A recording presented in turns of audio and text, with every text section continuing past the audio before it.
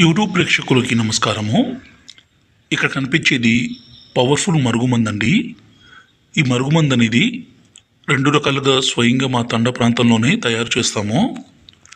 ఈ మరుగుమందు ఎవరికి పెట్టాలంటే, భర్త కానీ భార్య కానీ మన మాట వినకుండా వేరే వాళ్ళతో మాట్లాడడము, వేరే వాళ్ళతో అక్రమ సంబంధం పెట్టుకోవడము, వేరే వాళ్ళతో తిరగడము, అలాగే భర్త భార్యను కొట్టడము, హింసించడము, అనుమానించడము, అదేవిధంగా భార్య భర్తను దూరం పెట్టడము, వేరే వాళ్ళతో తిరగడము, ఇలాంటి పని చేస్తుంటే మన మాట వినడం కోసము, మన వశపరుచుకోవడం కోసము ఈ మందు పెట్టాలండి.